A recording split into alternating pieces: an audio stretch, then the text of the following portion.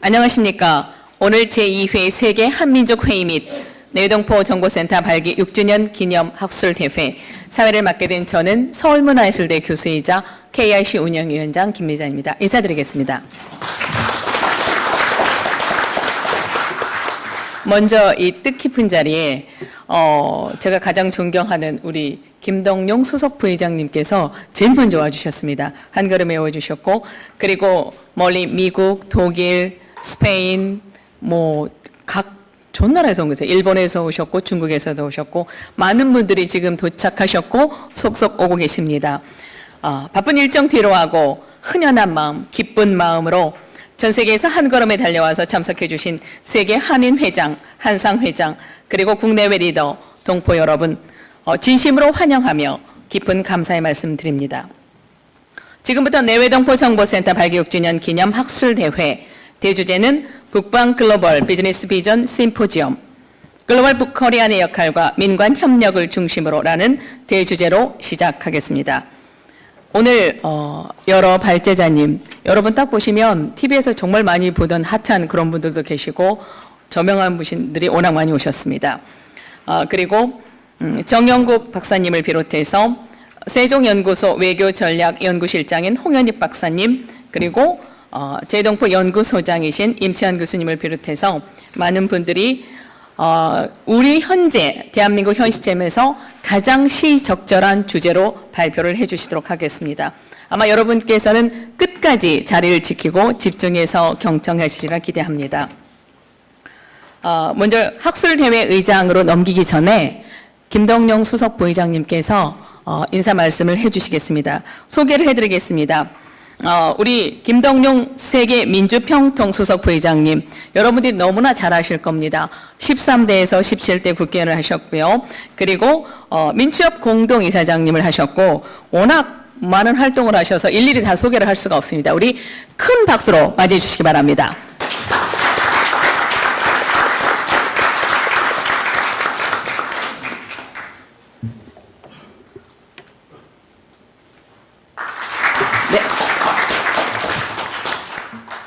여러분 안녕하십니까?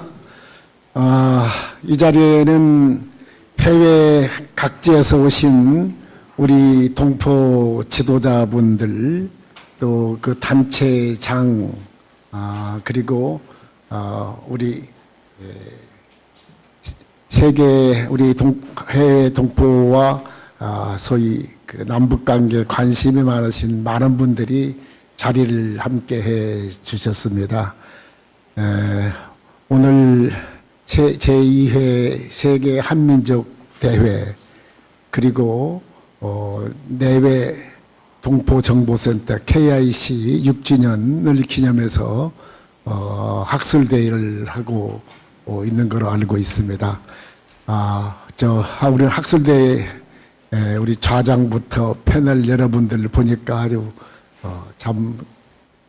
우리 사회 최고 전문가들이 다 모이시고, 오늘 주제를 보니까 정말 시적절할 뿐만 아니라 가장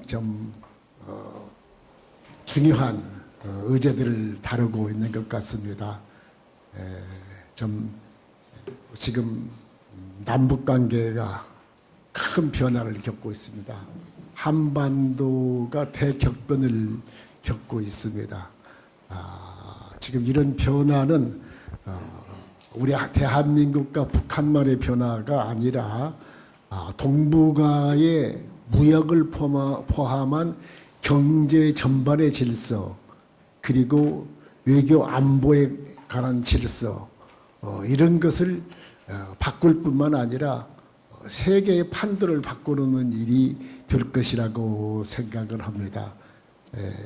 어쨌든 이런 대변혁의 시기에 이렇게 중요한 의제들을 다루는 학술대회를 준비하기까지 우리 정영국 KIC 이사장님 정말 수고를 많이 하셨습니다.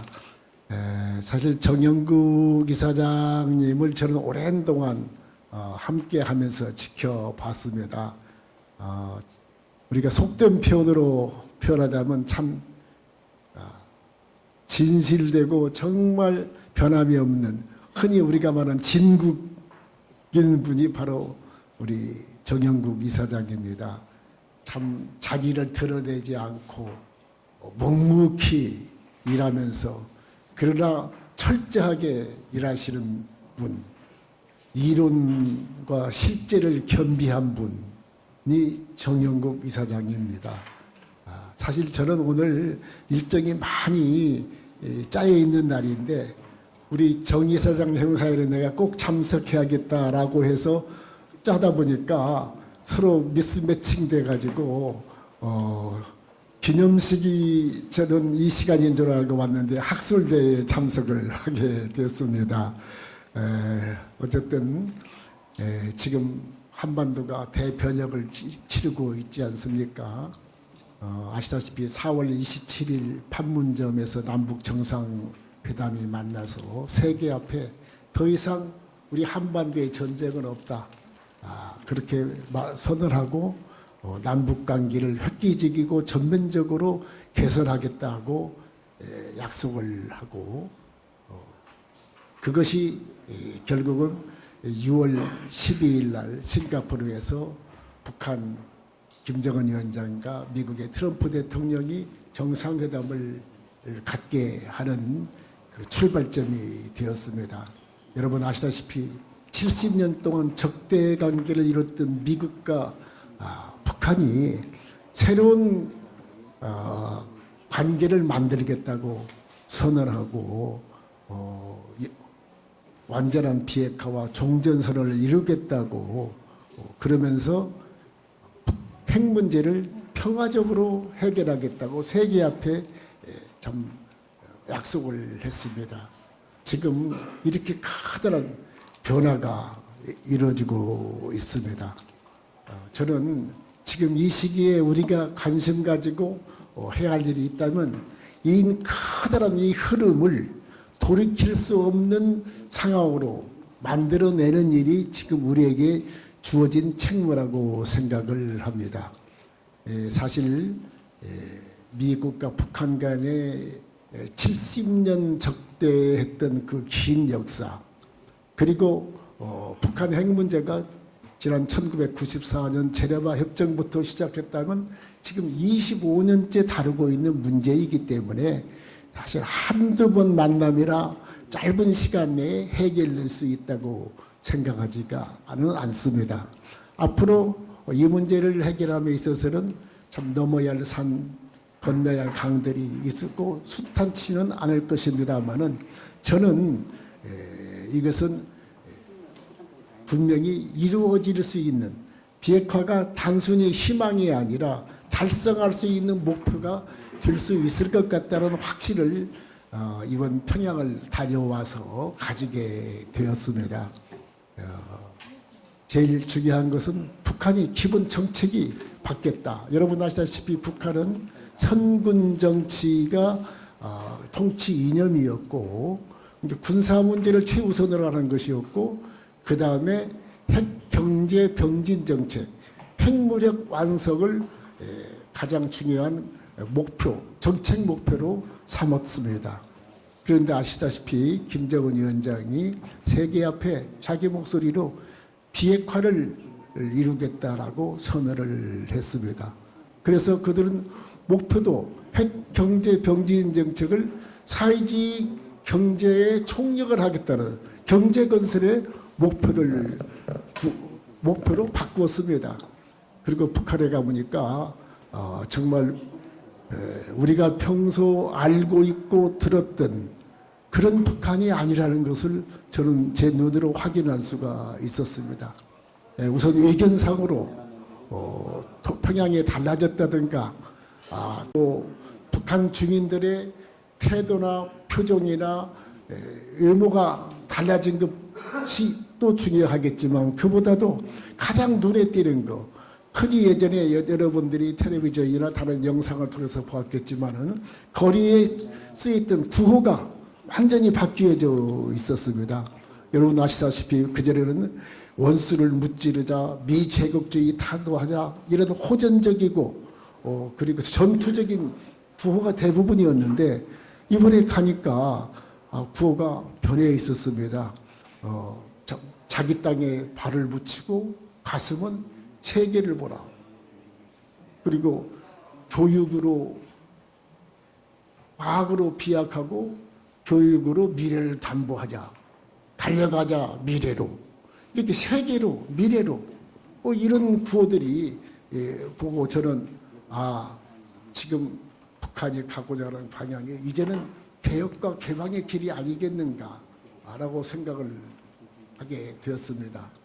또 감동받았던 장면은 아까 김정은 위원장이 자기 목소리로 비핵화를 하기도 했지만은 문재인 대통령이 평양 15만 시민을 향해서 5.1 경기장에서 이런 연설을 했습니다.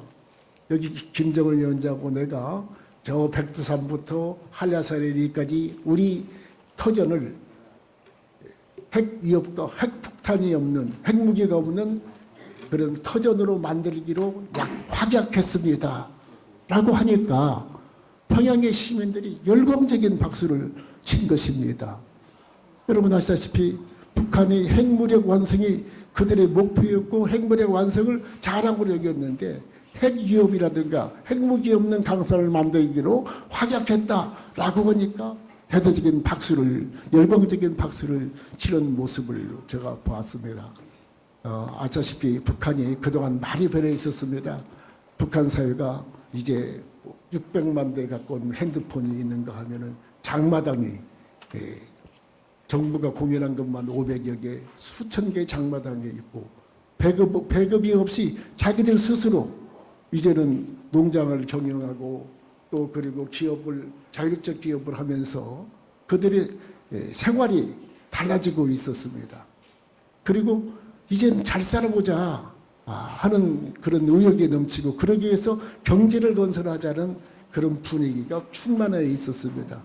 여러분 북한이 만일 참 경제 건설을 하겠다고 한다면 지금 같은 유엔의 제조 속에서 가능한 일이겠습니까? 물론 그동안에 많은 발전을 했는데 참 이런 혹독한 제조 속에서 그만큼의 발전을 이룬 것도 기적 같은 일이지만은 앞으로 더 큰 발전을 하려면은 여러분 외국의 자본도 끌어들이고 자기 상품도 수출을 해야 하고 국제적인 협력을 얻어야 하는데 핵무기 가지고는 그것이 불가능하지 않습니까? 유엔의 제재를 풀려면 비핵화를 하지 않을 수가 없기 때문에 저는 북한이 경제 발전에 관심을 가지고 글로 가겠다고 한다면은 비핵화를 이루지 않을 수가 없겠구나 하는 저 자신의 그런 생각을 가지고 비핵화가 단순히 우리의 희망이 아니라 우리가 도달할 수 있는 목표가 되겠다 하는 생각을 가지게 되었습니다. 앞서 제가 말씀드렸지만은 참 우리는 지금 이 시간에 이 커다란 한반도의 평화라는 그 커다란 비핵화라는 큰 이 흐름을 정말 돌이킬 수 없는 그런 현실로 만들어가는 게 우리의 책무가 아니겠는가. 만일 그렇게 된다면 오늘 여러분이 다루실 의제입니다마는 동북아의 무역 질서도 바뀌고 또 그리고 남북 협력이 이루어지면서 우리 동포들의 해외 동포들의 역할이 그만큼 확장될 뿐만 아니라 기회가 많아질 것이라고 저는 생각을 합니다.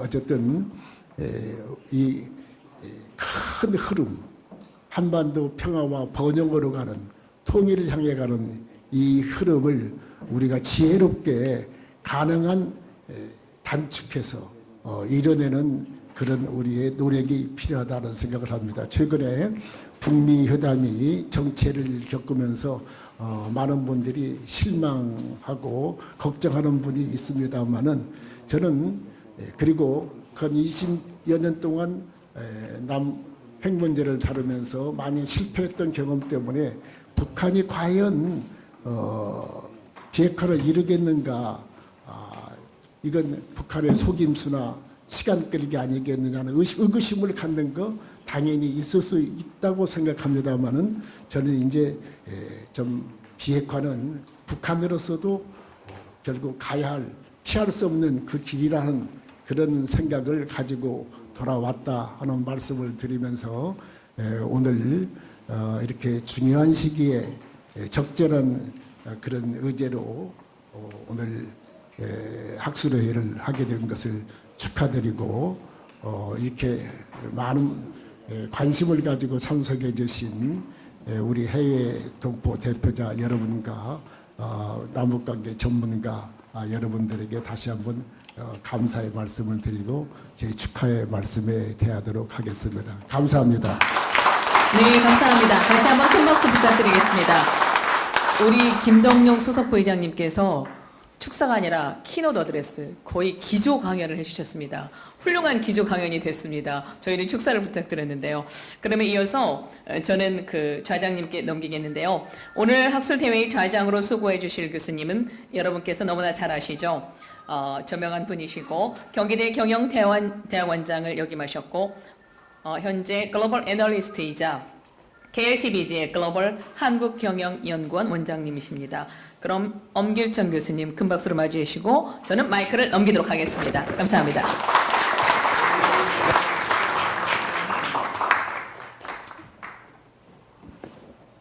네, 오늘 학술 포럼의 진행을 맡은 경기대학 엄길천 교수입니다.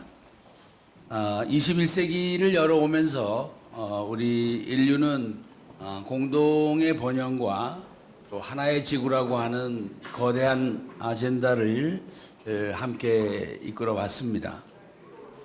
또 최근에 또 하나의 그 기류로는 그런 가운데서도 이 문화적 동질성이나 또 역사적 공동체 간의 새로운 또 협력의 기운이 감돌고 있는 것도 또 하나의 새로운 지구 현상이라고 하겠습니다. 요즘 남북 평화의 기운에 관하여 국민들의 여러 기대가 쌓여가는 가운데 우리 5,000년 역사의 터전이라고 할 수 있는 이 한반도와 북방 대륙의 그 시대에 대한 희망도 더불어 커져가고 있습니다. 오늘 북방 글로벌 비즈니스 비전 심포지움은 그러한 우리의 기대를 담고 미래의 글로벌 코리안들의 역할과 또 이를 위한 정부와 우리 해외 사업가들 간의 지혜로운 협력에 관하여 그 첫 발을 내딛는 심포지엄을 준비했습니다.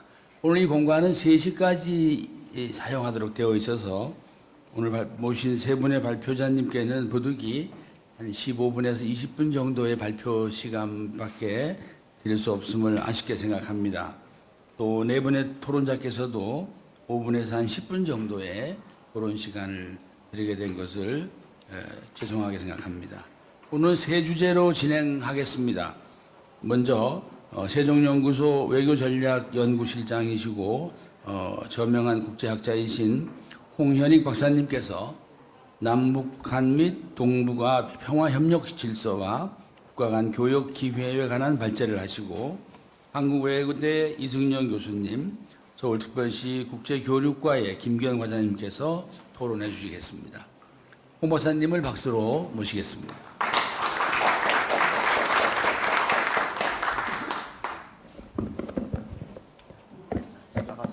예, 네.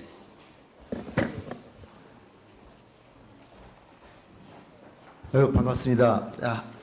이렇게 영광된 자리에서 제 발표를 맡게 돼서 아주 기쁩니다.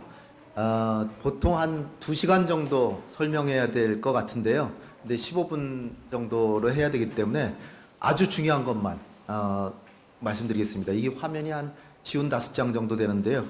그 중에서 제일 중요한 것만 짤막짤막하게 얘기하면서 넘어가겠습니다.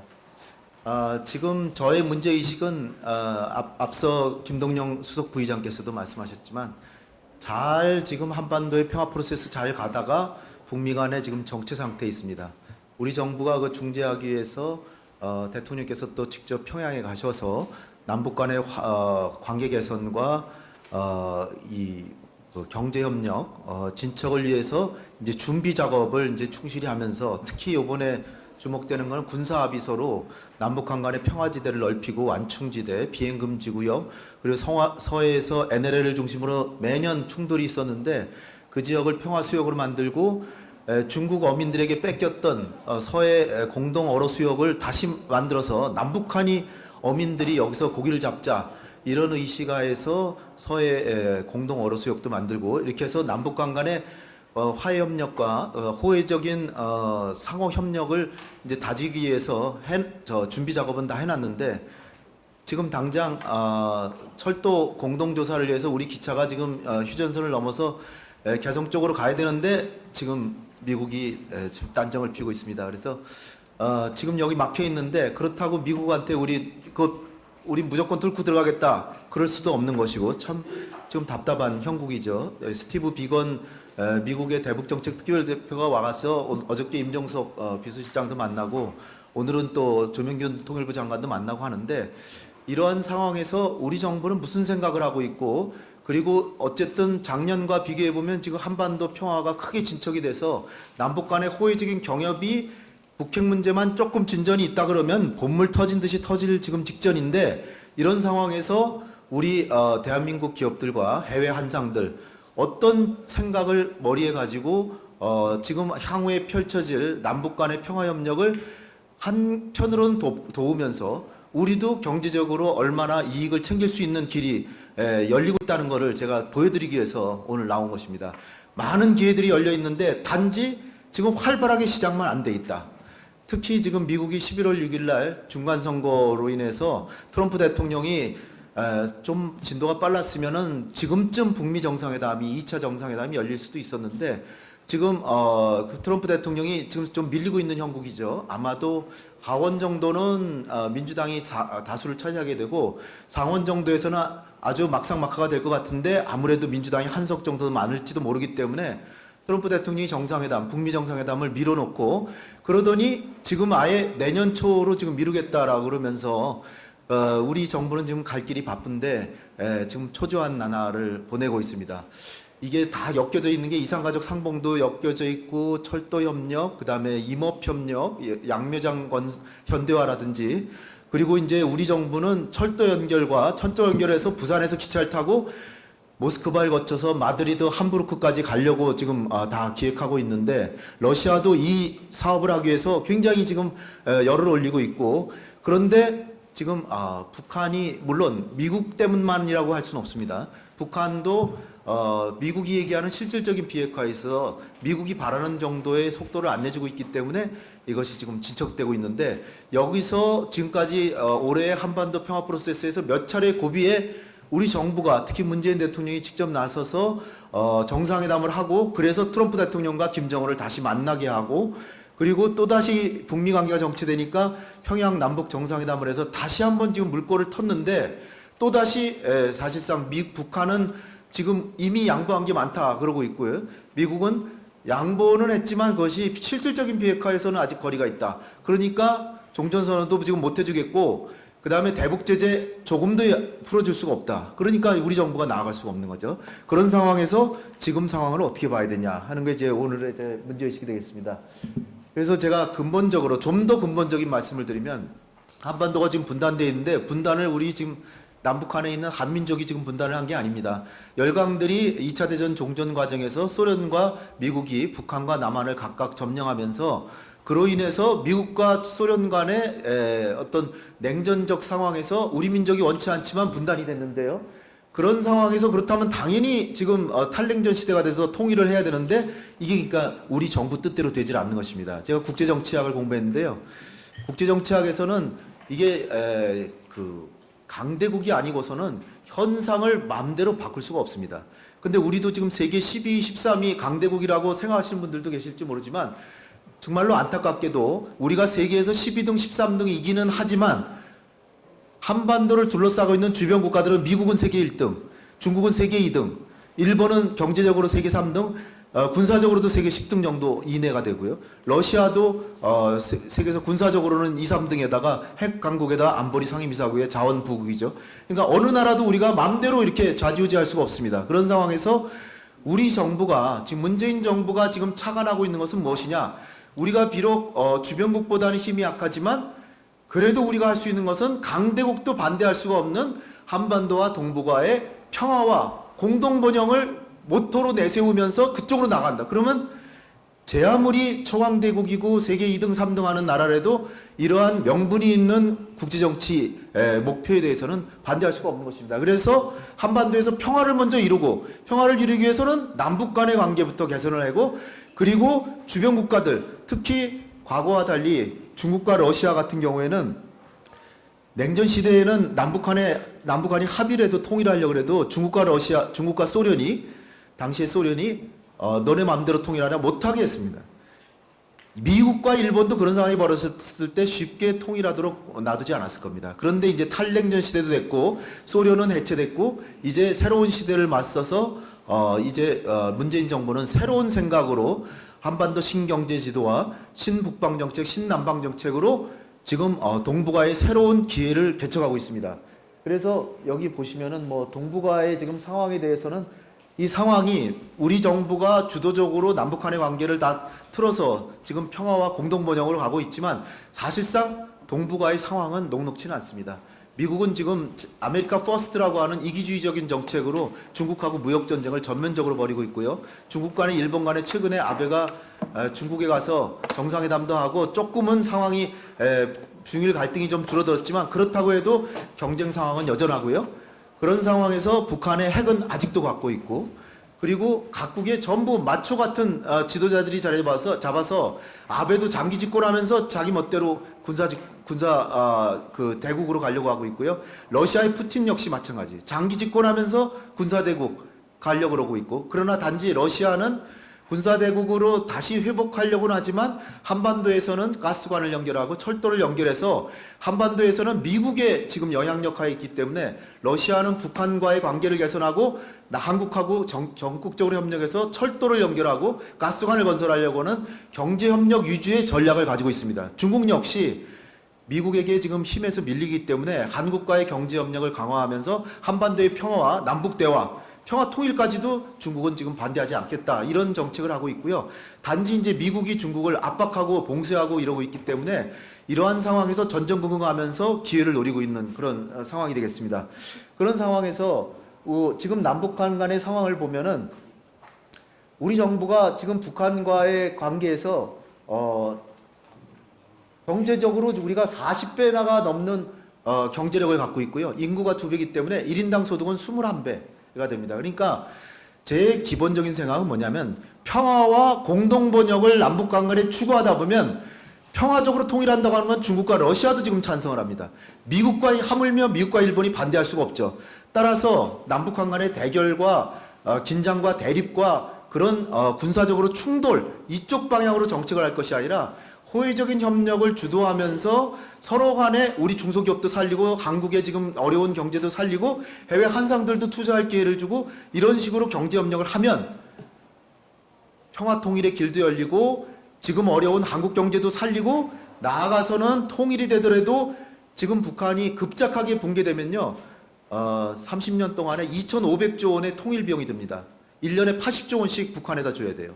매년 30년 동안 80조 원씩 줘야 되는데, 우리가 경제협력을 열심히 해가지고 북한이 그야말로 동서독처럼 동독이 서독을 열망했듯이 북한 주민들이 한국을 열망하고 자유민주주의를 열망해서 우리 품으로 안겨오면, 그리고 그때까지 북한이 개혁개방으로 가면 통일 비용은 500조 원으로 줄어듭니다. 그렇게 되면 2,000조 원을 절약할 수 있는 거예요.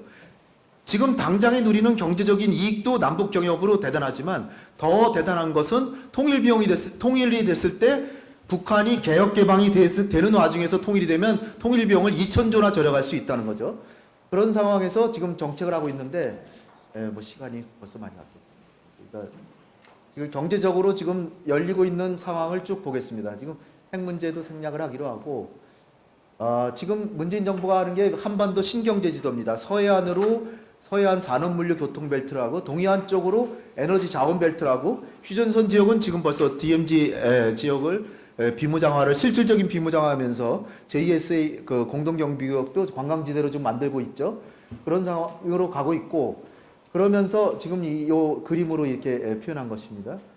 그 다음에 이제 한편으로는 신북방 정책을 하는데, 신북방 정책은 중국과 러시아, 몽고, 중앙아시아하고 협력해서 한국의 북방 지역을 경제협력지대로 만든다는 거죠. 그래서 가장 큰 사업으로는 가스관 연결 사업, 그 다음에 철도 연결 사업 이런 걸 하고요. 그 다음에 시베리아 극동 지역에 우리가 적극적으로 투자하고 이런 것들을 이제 들 수가 있습니다. 특히 문재인 대통령이 나인브리지 전략을 제안했는데요.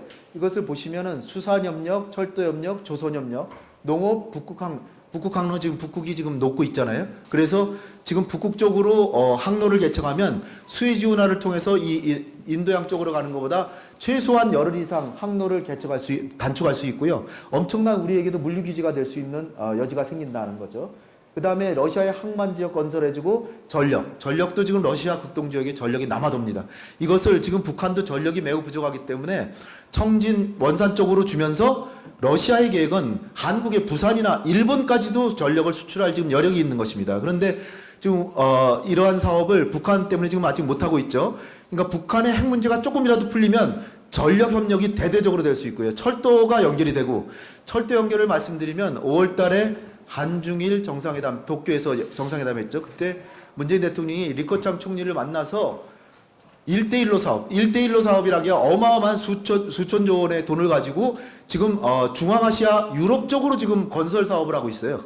근데 한반도 쪽으로는 오지는 않고 있는데 이것을 1대1로 사업을 한반도로 지금 방향을 약간 틀 수 있다는 것을 합의를 했습니다. 그래서 제가 생각하기로는 북핵 문제가 조금만 풀리면 5년 정도면은 서울에서 기차를 타고 베이징까지 5시간 여에 갈 수 있지 않을까 저는 그렇게 생각합니다. 나중에 놀라지 마십시오. 5년 후대에는 우리가 기차를 타고 서울에서 베이징에 5시간, 지금 한 7시간인데요. 기술만 조금 더 개발하면 5시간에 비행기 안 타고 기차 타고 신의주 거쳐서 갈 수 있을 가능성도 충분히 열려 있습니다.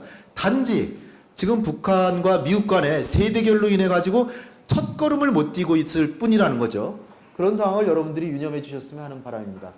자, 그 다음에 이제 말씀드릴 건 철도 협력 부분 말씀드렸고요. 그 다음에 이게 해양으로 부산이나 이쪽 강원도에서 이 블라디보스토크로 해서 물류 협력이 동북 삼성까지 이제 물류 협력이 되고 있는 걸 보시고요.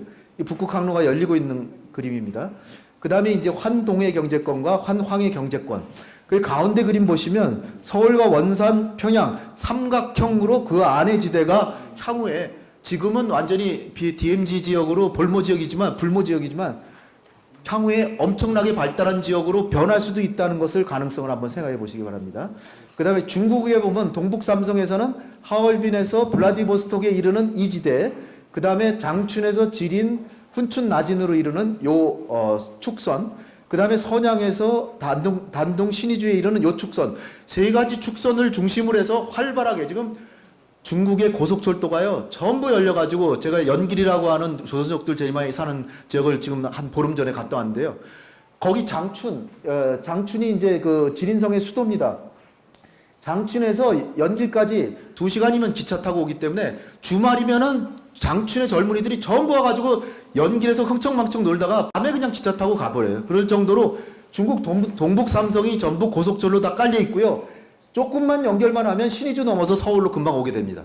따라서 지금 우리가 시야를 조금 넓혀서 지금 북핵 문제만 조금만 풀리면은 활발하게 투자 지역이 생긴다라는 걸 염두에 두셨으면 하는 바람입니다. 그 다음에 이제 북한 지역에 북한 지역도 지금 27개 특구와 개발구를 설정하고 있는데 중앙급으로 5개인데 신의주, 황공편, 나진선봉, 그 다음에 이제 원산, 이 김정은의 고향이라고 하죠. 여기 지금 엄청나게 그 7성급 호텔을 여러 개를 짓고 있고요. 그 다음에 이걸 금강산하고 설악산하고 연결해서 여기 종합관광지대를 만들려고 하고 있고 강원도도 열심히 지금 나서고 있습니다. 그러니까 아마 관광업에 관심이 있으신 분은 향후에 투자하실 기회가 굉장할 거라고 이제 생각이 되고요. 그 다음에 개성 공업지구 5개고요. 그 다음에 이거는 이제 북한의 경제개발 계획으로 볼 때 각 공업단지를 제가 그려놓은 것입니다. 그 다음에 이제 광물 자원들 또 해놨고요. 그 다음에 이제 남방 정책을 보면요. 중국이 지금 사드 문제로 약간의 우리 제재를 해가지고 어려웠잖아요. 근데 지금 많이 풀리고 있죠. 풀리고 있지만 그럼에도 불구하고 우리 경제는 무역에 많이 의존하고 있기 때문에 중국 다음엔 바로 아세안입니다. 미국보다도 아세안하고의 수출이 더 많아요. 그래서 아세안과의 협력을 해서 신남방 정책을 지금 열심히 하고 있습니다. 그래서 남방 쪽으로도 지금 경제 협력이 이렇게 트이고 있고요. 그래서 여기 뭐 남방의 그 아세안의 지도자들입니다. 예. 그래서 지금 북방 지역에 우리가 투자할 수 있는 그 가능성을 보면 북한 지역이 아직 금융 부분 이런 건 좀 부족한데요.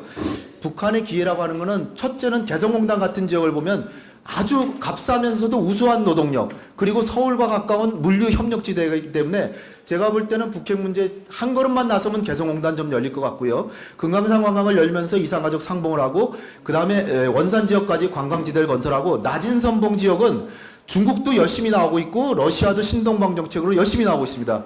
거기다 북한도 개발하려고 하고 있고, 따라서 이 낮은 선봉 지역도 굉장히 투자에 유망한 지역으로 떠오르고 있다, 이렇게 보고요. 이 10대 제한 사업은 그냥 제 설명을 안 하고 여러분들 그냥 자료를 참고하시는 거로 하고 제 발제는 여기서 마치겠습니다. 감사합니다. 네, 감사합니다. 홍현희 박사님께서 이 평화와 공동 번영이라는 지혜로운 이 한반도의 상황 전개를 이끌어 나간다고 하면은 특히 우리 국경지대를 중심으로 우리의 국력은 물론이지만은 해외 동포 여러분들의 비즈니스의 기회가 폭넓고도 역동적으로 전개될 거라는 희망에 찬 발제를 해주셨습니다. 다음은 북방경제학자인 이승영 박사의 토론이 있겠습니다. 안녕하십니까. 80년대 중반부터 지금은 없어진 소련과 비즈니스에 참여했던 사람으로서 오늘 이 자리에 토론자로 참여하게 돼서 대단히 영광으로 생각합니다. 특히 우리 홍현희 박사님께서 전반적인 거시적이고 미래 청사진에 대해서 상세히 말씀을 해주셔서 상당히 많은 이해가 되었습니다. 저는 그런 거시적이고 미래적인 상황에 조금 첨가해서 최근 북한이 대무역을 어떻게 하고 있으며, 그 다음에 지금 현재 관련 국가들의 유망하게 보는 사업 분야는 어떤 건지 그런 내용에 대해서 간단히 말씀을 드리겠습니다. 지금 우리 북한의 대무역은 북한에서 직접 발표하는 자료는 없고, 우리 코트라에서 매년 코트라 전 세계에 있는 무역관을 통해서 각국들의 교육 실적을 추계해서 그거를 전체적으로 발표하는 자료가 있습니다. 지난 8월 달에 발표한 2017년 대무역 동향을 보면은 북한의 전체 수출과 수입이 한 55억 불, 55억 5천만 불로 되어 있고요. 그래서 수출은 아시다시피 대북 제재 때문에 2016년 대비 37% 정도 감소한 17억 7천만 불로 달러로 되어 있습니다. 그리고 수입은 전년도와 큰 증감이 없는데 1.8% 정도 증가한 37억 8천만 불, 38억 불 가까이 되고, 그래서 무역 수지는 한 20억 불 적자를 갖고 있습니다. 혹시 지금 자료에 보시면은 각 2008년부터 2017년까지 자료가 있는데 2014년도가 무역 규모로는 가장 큰 액수를 차지하고 있습니다. 2014년도가 31억 달러의 수출이 있었고요. 한 44억 달러 정도의 수입이 있었습니다. 그래서 전체적으로 한 76억 달러 정도가 있었고요. 그래서 이거와 관련해서 지금 말씀드린 거는 남북 교역을 제외한 거고, 남북 교역을 합쳐서 잠깐 한번 보시면은 통일부에서 발표한 자료에 보면은 남북 교역이 가장 많았던 해가 2015년도입니다. 2015년도에 반출이 한 13억 달러, 반입이 한 15억 달러 정도에서 전체적으로 한 27억 달러에 있었고요.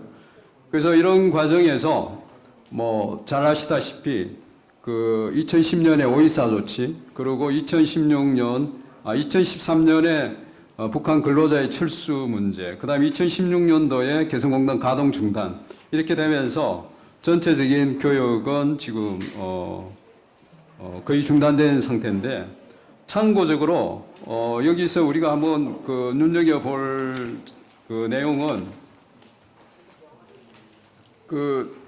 북한의 현재 교육 수준이 최고 많았던 수준이 2014년도가 76억 달러 정도 되고, 그 당시 남북 교역이 한 23억 달러. 그래서 전체적으로는 한 100억 달러 가까이 되는 교육을 했다가 지금 유엔의 제재로 해서 그 금액이 감소하고 있는데, 그러면 참고적으로 100억 달러를 했던 게 우리나라, 우리 대한민국이 100억 달러 했던 게 언제고 하면은, 자료를 찾아보시면은 아시겠습니다만은, 1974년도에 수출이 45억 달러, 수입이 69억 달러가 114억 달러를 달성했습니다. 그래서 단지 뭐 비교가 좀 적하겠습니다만은, 100억 달러 기준으로 보면은 우리 남쪽이 1974년도에 100억 달러를 돌파했고, 지금 현재 만약 제재를 받지 않았다면은 북한이 2015년도에 대외 교역을 남북한 교육과정 합쳐서 100억 달러를 돌파했다고 볼 수가 있겠습니다.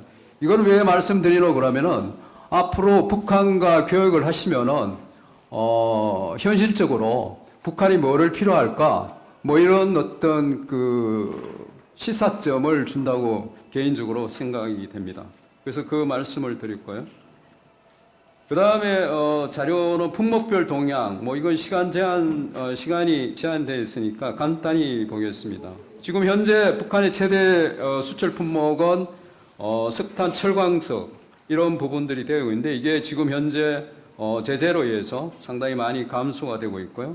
그 다음에 수입 품목은 본래는 그 석유, 광물성 자원인데 지금 현재는 그것도 제재를 받고 있기 때문에 최대 수입 품목은 섬유 제품으로 그렇게 조사가 되어 있습니다.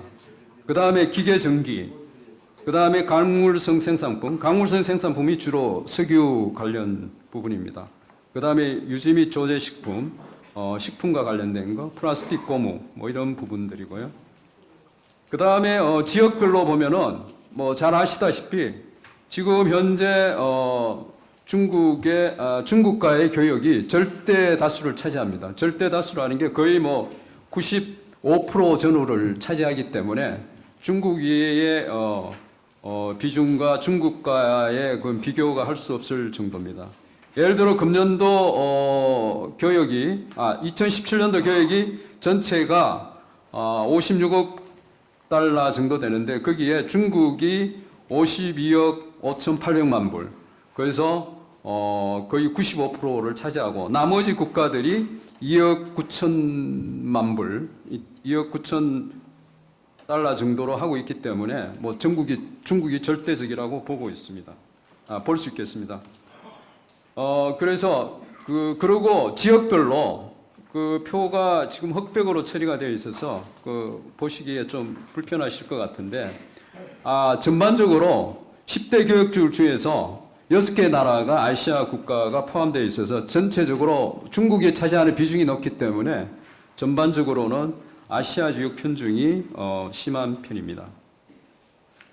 그 다음에 뭐 관심이 있을 수 있는 부분인데요. 지금 현재 중국과 대교역 부분에 있어 가지고 가장 활발한 부분은 제재 사항이기도 하겠지만 인가공 무역, 특히 섬유 관련 의류 위탁 가공이 활발히 진행되고 있습니다. 특히 훈춘이나 북한과 중국의 국경 지역을 중심으로 해서 활발하게 되어 있고요. 이거를 지금 중국에서는 출경 가공 무역이라고 이렇게 표현을 하고 있는데, 중국에서 이 부분에 대해서 나름대로 그 페이바를 제공하고 있습니다. 그래서 그 북한산 가공품이 통관할 때는 일반 무역의 5분의 1이 되는 관세를 매기기 때문에 관세에서 유리한 측면을 갖고 있고요. 그 다음에 뭐 아까도 우리 홍 박사님도 말씀하셨지만은 북한의 우수한 인력 자원에 의해서 봉제 같은 이런 거는 상당히 많은 부분을 차지하고 있는데, 특히 중국이 이게 관심을 가지는 이유는 중국의 인건비가 2000년 이후에 계속적으로 15% 전후로 매년 인상이 되어 왔기 때문에 지금 현재 중국의 인건비로 봉제나 이런 노동 집약적인 산업을 하기에는 경쟁력이 없기 때문에 북한의 노동력을 이용하는 그런 측면이 있습니다. 그리고 지금 최근에 발표되는 자료에 보면은 또 북한과 대외적으로 큰 부분을 차지하고 있는 게 관광 여행 부분입니다. 이거는 뭐 지금 아까 우리 그 홍 과장님 잠깐 말씀하셨지만은 중국에서 자가용 승용차로 북한까지 지금 여행하는 그 훈춘이나 이쪽 북쪽 쪽에서는 하고 있고요. 그 다음에 대표적으로는 중국과 북한 간의 항공 노선 재개가 금년 들어서 많이 그 활발하게 재개되고 있습니다. 참고적으로 보시면은 5월 30일 날 북한 고려항공의 평양 상하이 푸동 노선을 재개했고요. 6월 6일 날 중국 국제항공이 베이징 평양 간 노선을 재개했고, 그다음 6월 28일 날 평양하고 청두 전세기가 개통이 됐고, 그다음에 9월 13일 날 최근에 평양과 다롄 간 전세기가 계속된 것으로 발표가 되고 있습니다. 그 다음에 이거 중국과 이 동북아 지역뿐만 아니고 이탈리아 여행사가 미니스트란 투어라는 데가 북한과 여협정을 체결해 가지고 한반도, 그러니까 한국과 북한을 연결하는 그 여행 루트를 만들어서 중국, 북한, 한국을 한 번에 돌 수 있는 15일 일정으로 지금 패키지 여행을 내년 3월부터 시행할 예정이라고 합니다.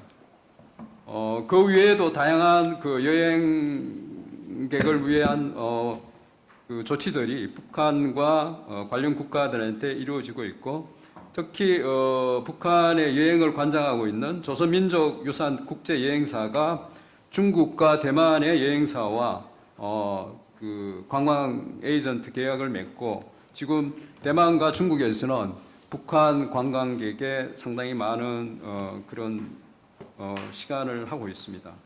그 다음에 아까 발표에서도 나왔지만은 원산 해안도시 국제관광개발 뭐 이런 거로 해서, 그래서 그 결론적으로 말씀을 드리자면 북한 관광 여행의 동의는 저렴한 비용, 그 다음에 지금까지 개방이 되지 않았던 그런 희소성, 그 다음에 다양한 뭐 레저 활동, 그 북한에서 해외 관광객을 위해서 지금 하고 있는 원산 아파트의 서핑이라든지 뭐 저공 비행, 마라톤 대회 유치, 뭐 이런 거, 그 다음에 해산물 등 풍부한 먹거리, 그 다음에 자연 경관, 뭐 이런 것들이 상당히 거하고 있습니다. 그래서 발표에는 없지만 한마디로 제가 그 80년대 중반부터 사회주의 경제 체제에 참여했던 사람으로서 그러면 대북 교역을 참여할 때 어떻게 해야 될 건가? 저 나름대로 생각했던 한 두세 가지 포인트를 말씀을 드리겠습니다. 우선은 그 물론 완전히 개방이 돼서 그 인프라나 뭐 여러 가지 어떤 제도적인 시스템이 뒷받침이 되면 큰 문제가 없겠지만은 당분간은 그 리스크를 해칭할 수 있는 부분 내에서 조심스럽게 참여하는 게 좋지 않을까 그렇게 생각하고, 특히 만약 전체 매출의 100이라면은 북한하고 교역은 한 뭐 20% 내외에서 해서 혹시라도 어떤 리스크가 발생했을 때 그거를 흡수할 수 있는 체제가 되면 좋지 않을까 그런 생각을 갖고 있고요. 그 다음에 두 번째로는 북한하고 교역에 있어서 북한에 대한 사전적인 좀 북한 사회주의 경제 체제, 계획 경제 체제에 대한 철저한 이해 속에서 이루어지면은 좀 더 리스크나 아니면은 시행착오가 줄어들지 않을까 그런 생각을 하고 있습니다. 네, 감사합니다. 네, 북방 경제학자이신 이승용 박사의 토론이었습니다. 뭐 여러 가지 그 국제 정세 때문에 중국에 대한 수입 의존도가 절대적이긴 합니다만은 우리의 산업 구조나 지정학적 위치로 봐서 남북한의 평화 진전에 따라서 수입 시장의 남한 의존도는 급속히 증가할 것 같다 하는 생각을 갖게 됩니다. 다음은 서울특별시 국제교류과 김기현 과장님의 토론입니다. 예, 안녕하십니까. 서울시 국제교류담당관 김기현입니다. 앞서 오형림 박사님, 이승현 박사님 발표라 토론 잘 들었고요. 저는 두 분과 같은 그 학술적인 전문가는 아니지만 서울시에서 이제 국제 업무를 총괄을 담당하고 있는 공무원으로서 이제 서울시 차원에서 이제 남북한이나 동북아 평화협력 관련한 어떤 일을 하고 있나 잠깐 소개해드리고자 이 자리에 나왔습니다. 자료에도 있지만 지금 전통적으로 외교를 지금까지는 국가 중심으로 특히 안보라든지 이런 무거운 주제 중심으로 한정되었으나 최근에는 전 세계적으로 기후변화 대응이라든지 경제 불평등이라든지 이런 다양한 글로벌 이슈를 효율적으로 해소하는 수단으로서 이 도시 외교 중요성이 부각이 되고 있습니다. 특히 이제 서울 같은 경우는 어떤 브랜드 네이밍 어떤 가치 차이 글로벌 브랜드 가치로 본다면은 오히려 대한민국보다 어떻게 서울이 더 많이 알려졌다고 저희 생각할 수 있는데요. 특히 이제 그 압축 성장으로 인한 여러 가지 도시 문제를 성공적으로 해결한 성공 사례로서 서울이 많이 이제 이미 글로벌 도시로 많이 인정을 받고 있고요. 국제사회에서 적극적 역할이 요구되고 있습니다. 그런데 아울러서 이제 그런 실무적인 분뿐만 아니라 최근 급변하는 이런 동북아 정세 하라서 대한민국 수도로서 서울이 어떤 역할을 할 수 있나 저희도 많이 고민을 하고 있고 또 일부분 또 역할을 하고 있다고 생각을 합니다. 특히 이제 동북아 평화 체제 안정 구축을 위해서 저희는 서울시 같은 경우는 일찍이 중국 수도 베이징, 그다음에 러시아 수도 모스크바, 또 일본 수도 동경, 도쿄, 또 몽골 수도 울란바토르랑 자매도시 결의를 맺고 좀 활발히 이제 도시 차원에서 교류를 하고 있는데요. 앞으로 이제 지금 대북 특히 남북 정상회담이라든지 북미 정상회담 그리고 아까 이제 발표하신 것처럼 혹시 그 북한 비핵화가 좀 빠르게 진전이 된다면 서울이는 언제라도 이제 평양과 교류할 수 있는 준비를 하고 있습니다. 예를 들어서 이미 지금 남북 화해 무드가 조성되기 전인 2년 전에 벌써 서울시는 서울-평양 도시협력 제안을 발표한 바 있고요. 지금 올해 아마 제 생각에 지자체 최초로 11월 1일부터 국 단위의 남북협력 추진단을 지금 만들어가지고 본격적인 사업을 추진할 예정입니다. 언론을 통해서 보셨겠지만은 이제 지난 9월에 문재인 대통령의 방북 시에 박원순 서울시장도 특별 수행원 자격으로 방북을 같이 했었고요. 당시 이제 김영남 최고진미위원회 위장 면담하면서 서울 평양 교류를 다시 한번 제안한 바 있습니다. 서울 같은 경우는 이제 중앙정부라든지 다른 기업과 좀 틀리게 여러 가지 도시 문제를 효과적으로 해결하는 경험과 노하우가 있기 때문에 평양이라든지 아니면 다른 원산이라든지 북한에 있는 많은 도시들이 새롭게 좀 도시를 개발하거나 여러 가지 도시 문제를 해결하기 위해서 기본적인 뭐 교통이라든지 뭐 폐기물이라든지 주택 이런 부분에 있어서도 서로 협력할 분야가 많다고 생각합니다. 특히 이제 저희 서울 같은 경우는 그 스포츠 부분이라든지 문화 부분을 중심으로 해서 어떤 교류를 추진하고자 하면서요. 특히 그 내년도에 전국체전을 서울에서 개최하게 됩니다. 근데 내년이 특히 이제 100주년이 되는데요. 전국체 100주년. 서울 평양 전국체전 100주년 공동 개최를 제안한 바 있고요. 아울러서 저 실무 차원에서도 계속 언론에서 나왔지만 실무자들이 벌써 평양에 방북해서 여러 가지 구체적인 교류 사항들을 알아보고 있습니다. 그래서 여기 참석하신 내외동포 여러분께서도 정부에서도 하고 있지만은 서울시에서 도시 차원에서도 이 동북아 평화라든지 남북한 교류 평화 정착을 위해서 여러 가지 활동을 하고 있고 의지가 있다는 걸 좀 알아주시고 서울시가 참여할 수 있는 부분이 있으면 같이 할 수 있는 부분이 있으면은 제안해 주시면은 저희가 또 경청하고 같이 고민하도록 하겠습니다. 예, 이상입니다. 네. 네, 서울은 원래 역사적으로 북방 교류의 역할이 컸었습니다. 이제 명실상부한 한반도 수도의 위상을 찾게 되는 날 북방 교류의 중심 도시로 도약할 것이라는 기대를 하게 됩니다. 그럼 여기서 제1주제 패널들은 자리로 모시도록 하겠습니다. 네. 예. 네. 자, 그러면 제2주제를 넘어가도록 하겠습니다.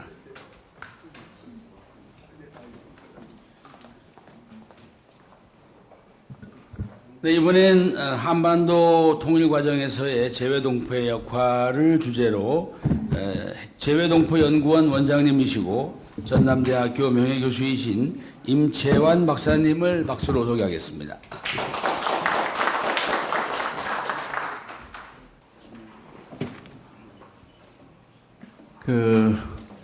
방금 소개받은 임채환입니다. 이렇게 뵙게 돼서 아주 반갑습니다.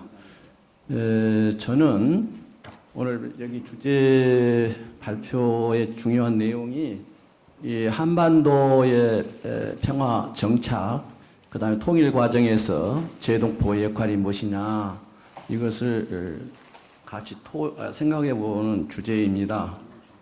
원래 제가 옛날에는 동북아 국제 관계나 주로 북한 정치를 가르쳤었는데 이 1990년 그러니까 소련이 망하기 전에 제가 그 당시에 소련파라고 있어요, 북한에. 이 소련파를 만나러 모스크바로 해서 그다음에 타슈켄트, 우즈베키스탄의 타슈켄트, 그다음에 이르크츠크, 그다음에 카자흐스탄의 알마티, 그다음에 국동 시베리아에 있는 하바로스크까지 이렇게 왔다 갔다 하면서 그때 이 고려인들을 만나게 됐고, 그 다음에는 이 동북 삼성에 가서 조선족을 만나면서 특히 당시에 소비에트에다가 한글 학교를 한 6개 광주 시민단체로 세웠는데, 그러면서 이 제동포 코리안 디아스포라에 대해서 대학원에다가 학과도 만들고, 그리고 여기에 대한 조사 연구를 전부 하다 보니까 전공이 2개가 이렇게 됐습니다. 그래서 오늘 핵심적인 내용은 딱 요약을 할 수가 있어요. 첫 번째는 지금의 이 변화가 무엇을 의미하는가 곰곰이 한번 생각을 해봐야 될 것 같아요. 그전 같으면은 한국의 대통령이 북한에 가서 이렇게 북한의 지도자하고 뭐 김정일 지도자하고 만나서 이렇게 왔다 갔다 한다. 그것으로 끝났기 때문에 크게 정치 사회적으로 변화를 초래를 안 했는데, 지금은 미국도 한국을 지지하잖아요, 말하자면은. 그러다 보니까 남북 간의 이 변화가 결국 한국의 권력 관계를 지금 변화를 시키고 있고, 이러한 권력 관계의 변화는 사회적인 이 변화를 동반할 수밖에 없고, 그러다 보니까 이것이 추동이 돼가지고 이 국제 관계, 동북아 국제 관계를 변화시키고 있는 거대한 물줄기를 만들고 있다. 이것이 첫 번째 우리가 이해를 해야 될 부분인 것 같아요. 지금까지 70년 동안 한국은 그러잖아요. 방국, 친미, 반공을 중심으로 모든 권력이 이렇게 짜졌는데, 이제 적이 없어질 가능성이 있으니까 화해협력으로 가니까 북한하고 한국이 이제 적이 없어질 거 아닙니까? 그럼 화해하면은 반공을 했던 세력이 한국 사회에서 대단히 힘이 약화될 수밖에 없고 그런 거 아닙니까? 그러다 보니까 새로운 구조, 다른 말로 표현한다면 친일 세력에서 반공 세력으로 가서 70년 동안 이 권력을 유지했는데 그것이 깨질 수밖에 없는 이런 구조니까 한국에서도 저항도 많고 또 이 추동을 하려다 보니까 너무 위험한 것이죠. 지금 이것을 까딱 잘못하게 되면은 문재인 정권은 상당히 치명타를 입을 수 있는, 그러니까 그 부분을 계속 이 야당들이 건들 수밖에 없는 것이고, 그래서 이 변화가 기존의 변화하고 완전히 다른 구조, 이런 거에 대해서 우리가 이해를 좀 해야 되겠구나. 그렇게 해야지 지금 이 평화와 번영이라는 것이 뭐고 화해협력이라는 것이 뭔가, 이것을 정말로 주체적으로 받아들일 수 있냐 없냐, 이거에 대해서 곰곰이 생각을 한번 해보자 하는 것이 저 첫 번째 오늘 발표할 내용이고, 두 번째로는 그럼 누가 하냐 이것을. 물론 앞에서 문 대통령이 앞에서 나가기는 나가겠지만 문 대통령 혼자 합니까 그것이? 그러면은 일단은 한국 국민들이 앞장서야 될 것이고, 또 누가 앞장서냐?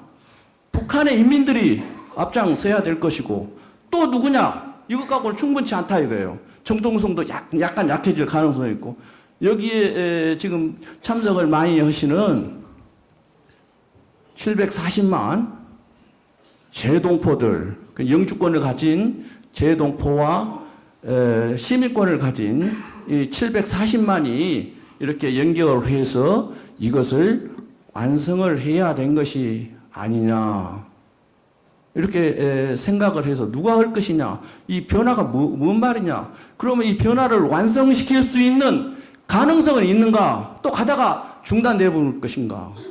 미국이 변화돼가지고 이걸 중단을 시킬 것인가? 아니면 한국의 정치적인 지형이 또 바꿔져가지고 중단될 것인가? 이럴 때 우리가 생각을 해봐야 될 것이 세 번째로 지금 한국전쟁 때문에 그렇죠. 6.25 전쟁 때문에 70년 동안 징후오면서 살아왔어요. 근데 앞으로 한 번 전쟁 만약에 일어나면은 이제는 영원히 500년 갈란지 그것이 어떻게 알아요? 서로 징후오면서 우리가 어렸을 때 중국 사람을 중국 체제를 뭐라고 이야기를 했냐면은 중공이라고 해서 중국 공산주의. 그래서 접촉이 없었잖아요. 그런데 어찌됐든 1990년 이후에 중국어고 한국어고 그것도 공산주의잖아요. 지금도 법률적으로는 공산주의지만은 그러나 시장 경제를 도입을 하니까 중국어고 한국어고 경제 교류해서 서로가 번영해서 잘 살잖아요. 말하자면은. 그러면 중국은 용서를 하면서 왜 북한을 용서를 안 하는가? 화해하려고 누가 이걸 해주겠냐 이거예요. 세계에 있는 그 강대국들이 이것을 해주겠어요? 다 자기들 이익만 딱딱 챙기고 끝나죠. 제가 크림반도에 있는 얄타라는 데를 가봤어요. 그 얄타에서 처칠, 루스벨트, 스탈린이 이렇게 회의한 장면을 딱 보면서 거기에 딱 나와요. 야, 이거 정신 차려야 되겠구나. 한 15분 동안, 20분 동안 딱 그어진 것이 이 한민족한테는 여기 70년 동안 징후오게 살게끔 만들었는데 거기에 동조할 필요가 뭐가 있겠는가? 우리 것은 우리가 챙겨야 되고 북한 중에서 한국전쟁을 일으켰던 사람은 지금이야 웃으면서 화해하고 협력하지만은 나중에 이 통일된 정권에서는 그 전쟁 책임자 물어야 되겠죠. 근데 바보같이 지금부터 물을 필요가 뭐가 있냐 이거죠. 나중에 끝난 다음에 물으면 되죠. 얼마든지. 그래서 과연 재동포들은 지금 여기에서 한반도의 평화 정책이나 통일 과정에서 정말로 그 힘이 있는가, 역량이 있는가, 저력이 있는가 이거에 대해서 한번 분석을 한번 해봐야 되겠다. 어차피 이분들은 제가 연구를 해보니까 두 가지 특징이 있어요. 하나는 이중정체성, 미국도 좋고 한국도 좋고 그러죠. 미국이 더 좋냐 한국이 더 좋냐 이런 문제지만 어찌됐든 미국하고 한국하고 이렇게 친하게 지내고 일본에 있는 제1코리안을 만나면은 그거 일본하고 한국에 친하면 좋다. 그래야지 내 입장이 편하다. 그러지 그냥 두 나라 싸우라고 이렇게는 안 해요. 그리고 이분들이 상당히 도전적이고 진취적인 면이 있죠. 그래서 이 사람들이 북한에 가서 아까 우리 홍 박사님이나 앞에 그 토론하셨던 분들이 했던 것이 정말로 이루어질 수 있는가, 이 사람들의 역할이 있는가, 이것을 좀 분석을 오늘 하도록 하겠습니다.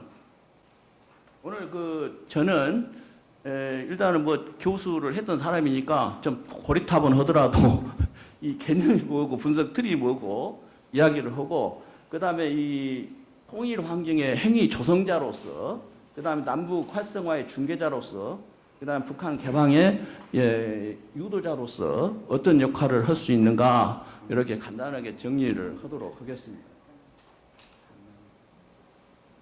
어찌됐든 두 번의 실수는 아니죠. 어찌됐든 두 번의 북한하고 잘 친할 수 있는 증오심을 적대 관계를 청산할 수 있는 좋은 찬스를 두 번 놓친 것은 사실이니까 이번에 삼시 시판이라고 해서 이번에는 놓칠 필요가 있겠는가 이런 생각에서 이 과제는 역시 첫 번째가 이 역사적인 과제가 되고 있고 지금 시급한 과제가 되고 있다 이렇게 말씀을 드릴 수가 있고 그 다음에가 통일 조성을 위한 아주 중요한 시기에 와 있기 때문에 제동포들이 무슨 역할을 할 것인가 이 부분에 대해서 곰곰이 정말 생각을 해보고 만날 그 방관자가 돼서도 안 되겠다 이런 이야기 지금 하려고 한 것입니다. 그 다음에가 국제 환경은 특히 제동포들이 살고 있는 미국, 중국, 러시아, 그 다음에 일본에서 언론에도 그 한국에 대한 입장을 발표를 해 주셔야 되고, 그 다음에 거기에 그 칼럼도 계속 쓰셔가지고, 당신들이 생각하는 만큼 그렇게 유흥은 이거 회담을 한 것이 아니다.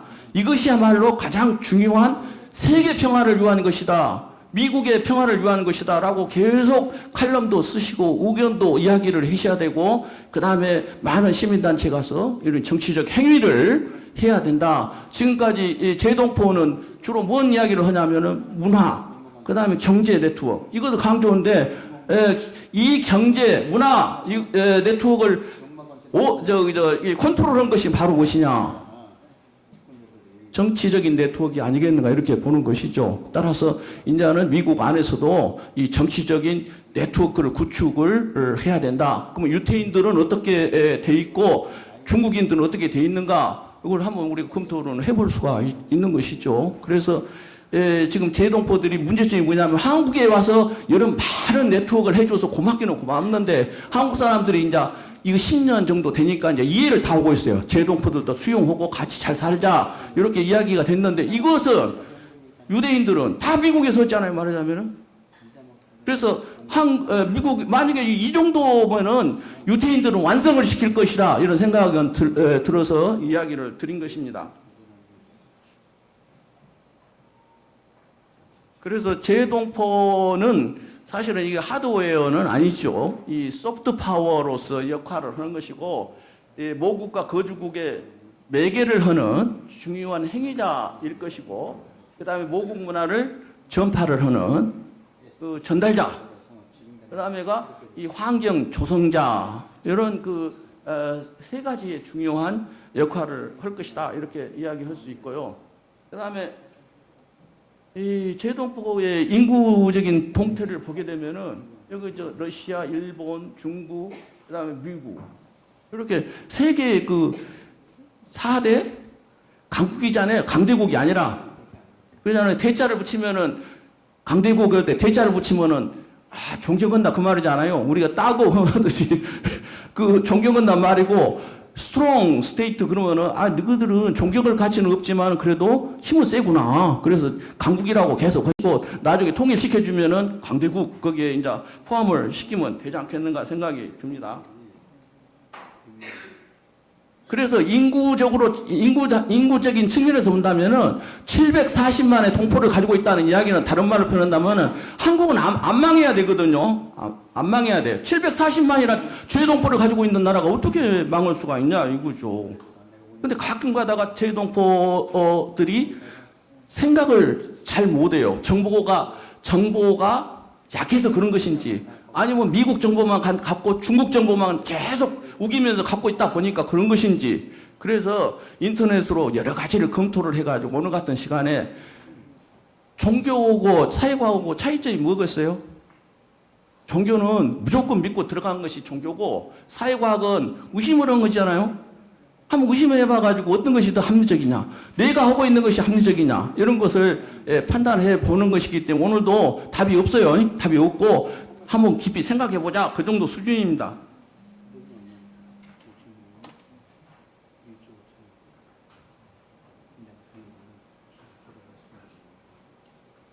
그래서 이 통일 과정, 통일 환경 그것은 나와 있으니까 검토를 하시면 되고 제동포 역할을 학문적으로 이야기하면은 이제는 이 국제 관계에서 중요한 정치적 행위자로 등장했다. 여러 가지 학자들이 이렇게 이야기를 이미 하고 있어요.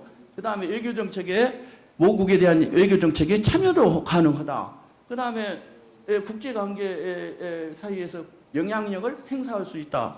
그럼 한국을 왜 못 오겠냐?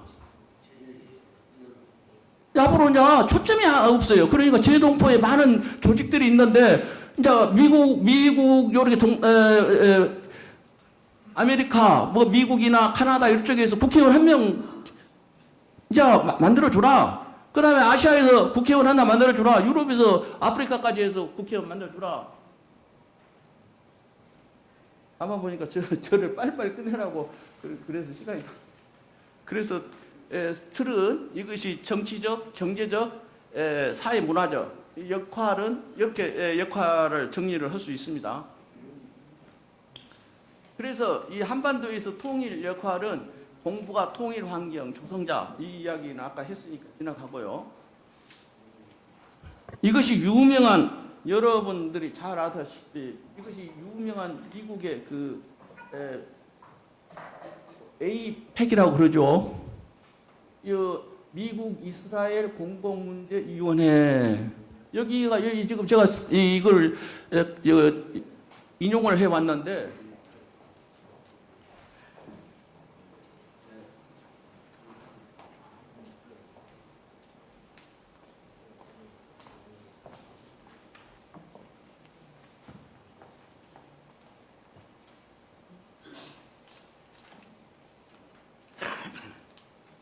여기 이것이 말하자면요. 미안합니다.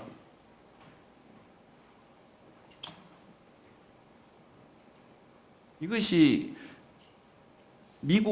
미국에서 이스라엘을 방어한다든지 이스라엘 정책을 지지하는 중요한 로비 단체입니다. 로비 단체.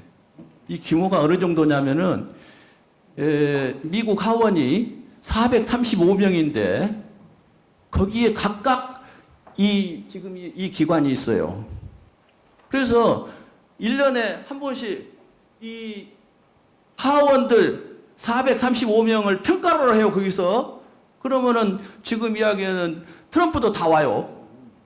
그래서 거기서 1등을 이스라엘을 위해서 1등한 사람이 누군가 이렇게 결정을 하죠.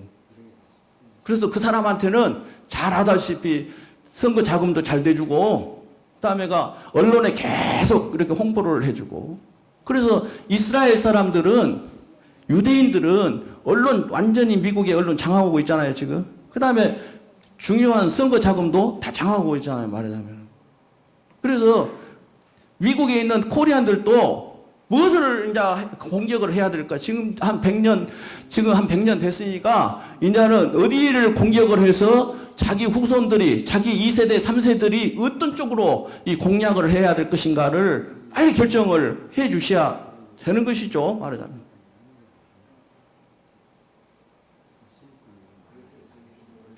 그다음에 이것이 유명한 화상 이거 세계 화상망이죠. 이거 싱가포르에 있어요. 여기가 13만 건이 지금 하루에 움직이고 있어요. 세계에. 그런데 좀 있으면 가보겠지만 이것은 해외 인권이 온라인 네트워크인데 이것도 모든 이 돈 거래가 여기서 이루어지고 있는데 다음에 보면은 한국에서는 이거 있어요. 코리안 네트워크 한상넷이 있는데 가면은 거래할 것이 별로 없어요. 이렇게 들어가서 무슨 거래를 할 것이.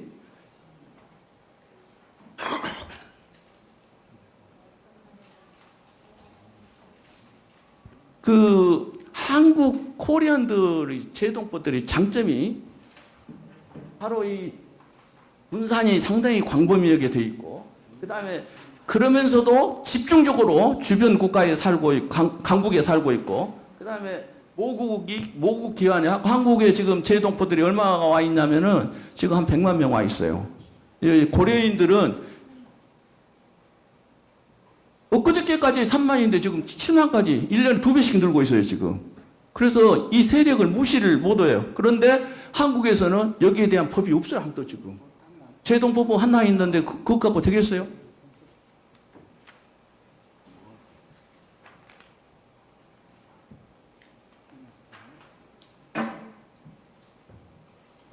그 다음에 제동포들한테 선거권 다 줬어요. 선거권 줬단 말은 한국의 정치에 간섭을 할 수 있게끔 제도했는데 투표 안 해버리죠. 물론 그 뭐 비행기를 4시간 타고 2번씩 가고 뭐 복잡한 문제, 언론 투표도 그 인터넷 투표도 아니고 여러 가지 복잡한 문제가 있습니다만 어찌됐든 한번 권리를 주면은 그것 갖고 다른 것을 또 바꿔야 되려고 하는 그런 노력들이 바로 이 외교로에 간섭을 한 거 아니냐, 간섭할 수 있는 거 아니냐. 지금 제동포 재산이 얼마인가 이러고 봤더니 약 25%, 한국의 GDP 25% 이렇게 된데 이제 끝날 시간이 다 돼서요. 네, 맞습니다. 그 청콩이라는 홍콩의 그 화교가 있어요. 자기가 중국에다가 투자를 할 때 뭐라고 이야기했냐? 자기 재산 다 잃을 뻔했는데 그래도 내가 망하더라도 중국에다 투자했으니까 그래도 만족한다. 근데 나중에 거기 중국에서 돈을 엄청나게 벌어가지고 세계 10대 갑부가 되지 않습니까? 그래서 저는 그 신문을 보면서 물론 개별적으로 한국에 기부를 많이 한 사람들 좀씩 보기는 봅니다만은 중국에서 화교들이 또 화인들이 투자할 때는 얼마를 투자해 보냐면은 3천억 달러씩 이렇게 학교를 하나 뒤집어 보는죠. 이렇게 큰 대학을. 근데 아직까지 이제 경제력이 약해져서 그런지 모르지만은 이 사람들이 북한에 가서 시민권을 가졌으면 북한에 가서 얼마든지 국적도 다르니까 얼마든지 북한을 개방할 수 있게끔 유도를 할 거 아니냐 이런 생각이 듭니다. 거기에 지금 한국에 있는 이런 그 경제 조직들이고, 그다음에 한국에도 이 코리아타운도 있고, 그다음에 한글학교도 있고, 그다음에 민족학교도 있고 많습니다 지금.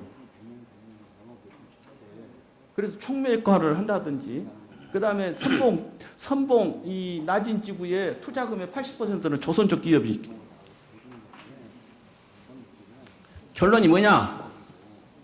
북한에 가셔서 열심히 투자하십시오. 이게 오신 제동포들. 그리고 거기에 해가지고 망하면은 이거 한반도에다가 내가 좋은 일을 하다가 내가 전사했구나 그렇게 생각을 하시고, 또 한국에 대해서 좋게 이야기하고 북한에 대해서 좋게 이야기하고, 그래서 여기에 이 평화 정착이 또 통일 과정에서 이 평화 번영이 잘 이루어질 수 있도록 많은 협조를 부탁드리면서 이상 발표를 마치도록 하겠습니다. 감사합니다. 네, 글로벌 민족 사회가 규합을 해서 한반도 평화 정착에 기여해 달라 하는 말씀의 발표였습니다. 이번에는 전 남북회담 수석 대표이시고 통일부 대변인을 지내신 한반도 통일연구원 원장이신 김경훈 박사님의 토론입니다. 네, 안녕하십니까. 임 교수님 오늘 발표 논문에 대해서 뭐 특별히 지적할 사안이 없는 것 같습니다. 워낙 이 분야 전문가시고 저하고는 이제 국내외 회의에서 참 많이 뵀었는데, 그래서 저는 오늘 제가 직접 업무를 담당을 했고 또 대북 관계에 쭉 일을 해오면서 제동포의 역할하고 관련된 얘기를 참고 삼아서 좀 말씀을 드려볼까 합니다. 뭐 시간도 없고 그래서 간략하게 자세한 내용은 이제 유인물의 제 토론문을 참고로 해주시면 될 것 같고요. 제가 한 20여 년 전에 민족 문화 네트워크라고 하는 단체를 한번 만들어서 여러 교수님들 또 언론인들 뭐 이렇게 해서 큰 모임은 아니었습니다만 그 모임을 한 적이 있습니다. 그래서 이제 1년에 한 2번 이상 현지를, 주로 이제 잘 사는 나라는 뭐 잘 돌아가니까요. 중국이나 이 조선족 또 이 러시아의 고려인들 이렇게 해서 이제 좀 이 벽지도 이렇게 돌아다니면서 우리 민족의 뭐 정체성이랄까 평화와 통일에 어떻게 하면 이분들이 뭐 작지만은 그래도 기여를 할 수 있을 것인가 하는데 이제 관심을 갖고 문화라는 거, 뭐 민족이라는 게 뭐겠습니까? 우선 언어, 음식, 문화 이렇게 공통성을 갖는 걸 겁니다. 거기에는 뭐 특별한 문제가 없죠. 그래서 제가 생각하건대는 이제 정보화 시대도 이제 오고 있는데 그 당시에요. 한 20여 년 전에 여기에서 여기는 심각하게 낙후된 지역이 될 것이다. 이렇게 이제 해서 컴퓨터 뭐 이렇게 해서 우리 책, 뭐 음반, 컴퓨터 뭐 이런 거를 보급하는 그러면서 이제 좀 이 평화와 통일을 위해서 이런저런 역할을 좀 해주십사 이렇게 이제 말씀을 드린 적이 있습니다. 그랬더니 그분들이 한결같이 그럼 뭘 하면 되느냐? 자주 기회가 되는 대로 자주 왔다 갔다 하시고 또 현지에 나와 있는 북한인들 이런 사람들하고 대화 기회도 넓혀서 세상이 이렇게 바뀌고 있고 또 어떻게 하는 것이 좋겠는가 하는 것을 당부드렸던 그런 생각이 납니다. 그리고 아울러서는 이제 그 각 국의 또 각 지역의 그 동포 언론사들이 있습니다. 신문도 있고 방송도 있고 규모가 작은 데도 있고 약간 큰 데도 있고 그래서 이 교포 동포 언론사하고의 그 연대 활동 이것도 대단히 중요하겠다 하는 것을 현장에서 느꼈다는 걸 말씀을 드립니다. 두 번째로는 이제 과학기술대학이 이제 연변하고 또 아시는 대로 평양에 두 군데가 있습니다. 제가 이제 과장 때부터 이제 이 업무에 참여를 했기 때문에 내용을 좀 많이 알죠. 이 과학기술대학을 그 당시만 하더라도 연변 지역에 사회주의국가 중국에다가 세운다는 게 그것도 쉬운 일이 아니었습니다. 더군다나 평양에다 세운다는 건 이거 참 어려운 과제였죠. 그럼에도 불구하고 뭐 좀 우려도 하고 반론도 제기하는 분이 분명히 있는 것도 사실입니다만 어쨌든 우리 한민족 네트워크의 중요한 인재를 키우는 그런 사업이라는 점에서 여기에도 큰 돈이 들었죠. 평양 외곽에 한 100만 제곱미터 정도 되니까 땅은 이제 북한에서 제공을 하고 나머지는 이제 전부 다 건립비용 이거는 국내외 동포들의 성금으로 모아가지고서 특히 미주 지역의 기독교 교회에서 많은 기여를 했다 하는 것을 말씀을 드리고요. 그래서 앞으로도 이 농수산 분야, 또 산림 분야, 또 관광 분야를 비롯해서 이렇게 민생하고 관련된 분야에서 재동포 역할들이 더욱 커질 것이다. 시간이 없어서 한 가지만 더 말씀드리고 매듭을 짓겠습니다. 이 동포들의 역할하고 관련해서 저는 이제 평상시에 대북 사업 또 이 통일 도정에서 이 국제화라는 측면이 남북 관계는 물론이겠습니다만 국제화라는 측면이 이게 대단히 중요하다. 그래서 이 국제사회의 지지와 도움 또 특히 국제기구들의 참여 이게 대단히 중요하다. 유엔을 포함해서요. 굉장히 많겠죠. 낮은 선봉 지역의 개발 문제, 원산의 갈마지구 관광 특화단지 등등해서 우리가 국내외에서 합심해서 참여할 수 있는 길은 무궁무진하다. 이렇게 말씀을 드리면서 제 말씀을 마치도록 하겠습니다. 감사합니다.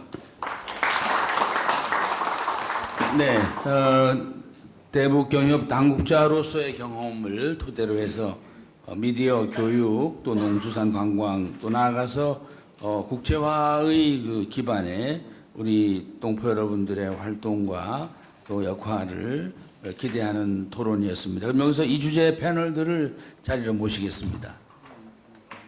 자, 그럼 다음에는 3주제 발표자이시고 오늘 또 이 행사를 주관하신 KIC 사장님이시고 정치학 박사이신 정용국 박사님을 KIC의 주요 사업에 대한 구한 일통에 관한 주제 발표가 있으시겠습니다. 박수로 환영해 주십시오. 먼저 감사 인사를 올립니다. 대단히 감사합니다. 바쁘신 시간에 이 자리를 함께 해주셔서 너무나 감사드립니다. 앞서서 그 참 저명하신 홍현익 박사님이나 또 우리 임채환 교수님은 그 전남대 사회과학대학장으로 한상문화사업단장으로서 제외동포 사회에 큰 업적을 남기신 그런 저명한 학자들이 있습니다. 그래서 제가 이 자리에서 뭐 학술적으로 학구적으로 접근을 했다가 아마 본전을 못 찾을 것 같고, 그래서 나름대로 호소를 겸해서 보고를 겸해서 감사를 드리는 그런 자리로 간략히 보고를 겸해서 올리겠습니다.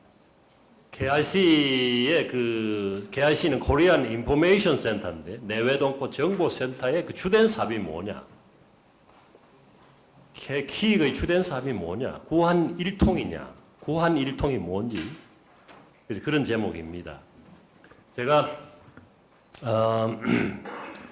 그러니까 금년이 2018년 금년이 우리가 강제 이주를 1937년에 당했으니까 이제 81주년이 되고 1923년에 그 간동 대진이 일본 동경 지방에 이제 대지진이 일어나서 우리 한인들이 아주 무참하게 참사를 당했는데 그게 이제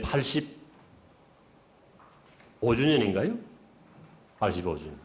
95주년입니다. 95주년. 그 다음에 LA에서 흑인 폭동이 났을 때가 1992년이니까 26주년이 되었습니다. 비극적인 사건들인데 이거는 제가 수많은 사건들 중에서 세 가지만 말씀 올렸습니다. 저는 개인적으로 재외동포 재단이 창립되는 1997년 10월 30일에 재외동포 재단에 입단을 해서 초기에 지원 초청하는 낮은 단계사부터 그 다음에 이제 그 코리안단넷이라고 이렇게 그 온라인 사업 이런 걸 이제 개발하고 특히 이제 그 세계 한인회장 대회라고 그걸 네트워크 이론을 가지고 제가 1998년에 99년 3년을 이렇게 이사님께 이 사업을 꼭 해야 됩니다고 이렇게 졸렸더니 나중에 초대 이사님께서 그게 그렇게 중요하냐? 그렇게 하고 싶으면 한 3, 40명 불러 모셔다가 워크숍을 한번 해라. 하도 제가 3년을 노래를 부르니까. 그래서 시작한 게 한인회장단 모국 워크숍입니다. 그래서 이제 그 외교부를 통해서 각 공간에 전문을 내보냈는데 276명이 오셨습니다. 생각보다 많은 그런 일이 일어났는데 그래서 당시 이한동 총리님을 모시고 제1회 세계 한인회장단 모국 워크숍 이렇게 행사를 했습니다. 그 다음 해에 이제 세계 한인회장 대회로 이름을 바꾸고 여러 사업을 했습니다. 한상대회도 제가 그 당시에 이제 그 2대 이사장 하시던 권병현 전 중국 대사가 2대 이사장으로 오셨을 때 제가 비서실장으로 해서 세계 한상대회를 했습니다. 그 세계 한상대회가 중국 하상대회를 벤치마킹 한 겁니다. 그래서 쭉 했고 여러 사업을 했습니다. 차세대 사업도 하고. 근데 제가 이제 그 퇴직을 하고 그 많은 회장님들 말씀을 듣고 시작한 게 이 카톡입니다. 카톡. 연락처를. 미국, 일본, 중국, 러시아 할 것 없이 지금 아프리카 대륙까지 이게 실시간 연락이 되고 이것이 이제 핫라인이자 정보망이자 요즘은 이제 조금씩 발전해서 비즈니스를 추구하는 KIC 비즈까지 진행이 되고 있습니다. 그래서 앞으로 이제 이런 그 학술대회도 하고 이렇게 해서 많은 분들의 소위 그 지성을 좀 활용을 해서 앞으로 KIC를 잘 운영해 나가겠다는 말씀을 드리고 이것은 해외 동포들의 그 뜻이 반드시 우리 마음대로 하는 게 아니고 그분들의 말씀을 듣고 시작한다는 그런 말씀 드립니다. KIC의 주된 사업은 아까 서울시에 이게 이제 교육과장님이 우리 주무부서 과장님이신데 그 원로 귀한 동포들을 안심기국 안정 정착시키는 일이 중요한 일입니다. 또 하나 청년들을 훈련을 시켜서 해외에 전략적으로 내보내는 겁니다. 국외 이주를 지원하는 겁니다. 그다음에 중소기업을 그 어느 문제, 인력 문제, 인맥 문제, 정보 부재 이런 중소기업을 해외 진출시키는 일입니다. 한류 진흥을 지원하는 겁니다. 그다음 지금 말씀드린 대로 온라인 카톡을 통해서 세계 각국에 실시간 정보망을 활용하는 겁니다. 이것이 그것이 대단한 것 같지 않은, 그렇게 말씀하실 수 있으시겠습니다만 최근에 어떤 여성 한 분이 재미동포가 남아공에서 이집트로 가는데 밤중에 전화가 왔어요. 불안하다. 그래서 이집트 한인 회장님에게 급하게 카톡으로 연락을 해가지고 말씀을 드렸더니 공항에 가셔서 그분을 픽업해서 게스트 하우스에 하고 필요하면 통역까지 해서 안심하고 일을 보고 오시게 했습니다. 그만큼 조그마한 소임이 있다는 말씀을 드리고 여러 말씀 드릴 게 많습니다. 여러 가지. 구한 1통은 한글부터 시작해서 우리 한글 세종조직위원회 위원장 저기가 와 계신데 한식, 한복, 한옥, 한지, 한학, 한결의 혼 그리고 1통은 통일을 말하는 겁니다. 이게 이 시대적 소명이라고 보기 때문에 그런 일을 우리가 내동포정보센터에서 하겠다. 아까 그 존경하는 우리 홍현익 박사님, 임찬 교수님 다 말씀 국제 정치학자들이고 한국 정치도 다 하신 유명한 학자들이신데 남북미 관계가 개선이 되면 저는 개인적으로 지금까지 전통적으로 친삼각주의 대항 세력 미국, 일본, 한국 여기에서 우리가 이제 대륙 세력으로 우리가 진출할 기회가 왔다. 북한 넘어 중국, 인도, 이란, 러시아까지 해서 우리가 대륙 세력까지 진출해가지고 한민족 어떤 웅배 시대를 한번 열어보자. 이게 저의 소망입니다. 왜 그러냐? 지금 일본 사람들은 없습니다. 우리가 키르기스탄, 타지키스탄, 투르크메니스탄, 아제르바이잔 할 것 없이 탄 국가에 우리 동포들이 있습니다.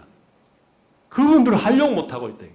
저는 개인적으로 우리가 여기서 더 발전하려면 남북 관계를 반드시 개선해야 된다. 그리고 재외동포 750만 그 고급 인력들, 극복 경험, 자본, 기술, 그 정보력, 그 생산성을 가지고 우리를 가용해야 그 에너지를 가지고 우리가 나아가야 된다고 저는 봅니다. 그런 측면에서 많은 지도와 편달을 해 주시길 바랍니다. 죄송합니다. 감사합니다. 네, KIC 역할과 기대에 관하여 재외동포 전문 기자이시고 동포 세계신문 대표이신 김용필 대표님의 마지막 토론이 있겠습니다. 네, 안녕하세요. 오늘 정영국 이사장님께서 저를 특별히 또 이뻐해 주셔가지고 이런 자리에 앉아서 이렇게 토론자로 쓸 수 있게끔 해주신 것 같은데요. 근데 많은 분들이 또 저를 잘 모르시는 분들도 있을 것 같기도 해요. 그래서 제가 오늘 좀 여러분들에게 좀 말씀드리고 싶었던 것은 제가 나름대로 동포 문제에 관심 갖고 활동하면서 느꼈던 점도 좀 말씀을 드릴까 합니다. 먼저 그 정영구 이사장님께서 구상하고 계시는 KIC의 이 주요 사업 내용을 봤습니다. 여러모로 상당히 시기적절한 그리고 시기적으로도 필요한 문제라고 필요한 부분이라는 걸 공감을 하고요. 결국은 이런 일을 펼치고자 하는 근본적인 목적은 오늘의 주요 화두가 되다시피 했던 결국은 남북 통일이라든가 어쨌든 이런 쪽에 상당히 이제 재외동포가 기여를 하자라는 이런 취지가 있지 않나 이런 생각이 듭니다. 일단은 사업 내용에 대해서는 그 전에도 우리 재외동포위원회를 만들어야 된다. 민간 차원에서. 이광규 전 재외동포 이사장님이 동북아 평화연대 이사장님으로 계셨을 때도 그래서 그때 재외동포 문제에 관심 갖고 활동하고 있는 국내에서 활동하고 있는 사람들끼리 그런 움직임도 있었고 여러 가지 다양한 그런 활동들이 있었던 것 같아요. 참정권 그런 것도 큰 내 때는 이슈가 됐던 관심이 됐던 문제였고 그럼에도 불구하고 사실 그런 거를 끝까지 끌고 나가지 못하고 또 나름대로 흐지부지되는 그런 모습들이 과거에는 좀 있지 않았나 이런 생각이 듭니다. 어쨌든 이 KIC의 이 정 이사장님의 꿈이자 이게 어떻게 보면은 또 우리 같이 여기에 참여하고 있는 모든 분들이 함께 이루어 나갈 수 있는 커다란 그런 그림이고 꿈이라고 생각이 듭니다. 그래서 이것이 결국은 우리 한민족 네트워크를 형성하고 정말 우리의 그 큰 꿈이었던 남북 평화 통일과 정말 이 세계의 우뚝 서는 우리 한민족의 어떤 위상을 높일 수 있는 그런 단계까지 올라갔으면 좋겠다 이런 생각을 갖게 됩니다. 우선 저의 개인적으로 모르시는 분들을 위해서 저의 개인적으로 말씀을 드리면 저는 사실 2000년도에 그때는 30대 초반이죠. 그때 역시 저도 남북 문제에 관심 갖고 그때 어느 잡지사에서 일을 하게 됐습니다. 그러다가 2000년도에 서울 조선족교회에 아는 목사님이 그 조선족 동포들이 많이 들어와 있으니 이들을 위한 신문을 좀 만들었으면 좋겠다. 나보고 좀 도와달라고 해서 그게 계기가 돼가지고 국내에 들어와 있는 조선족 동포들을 알게 됐고 저는 그 활동에 지금까지 매진을 해서 지금까지 뭐 신문을 만들어 오고 있는데요.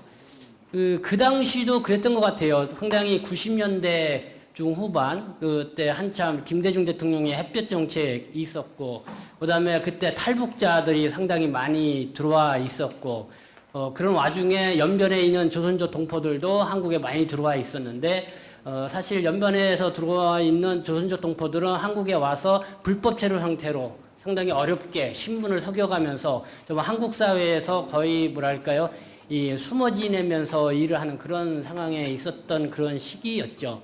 그때 제가 조선족 동포를 만났을 때 정말 우리가 남북 통일을 얘기를 하면서 민족 화합과 뭐 남북 통일을 얘기를 하면서 한국에 들어와 있는 이 조선족 동포들에 대해서는 너무 우리가 무관심하고 잔혹한 게 아닌가라는 그때 이 청년으로서의 어떤 제 나름대로 양심적인 어떤 그런 반성이라든가 이래서는 안 되겠다.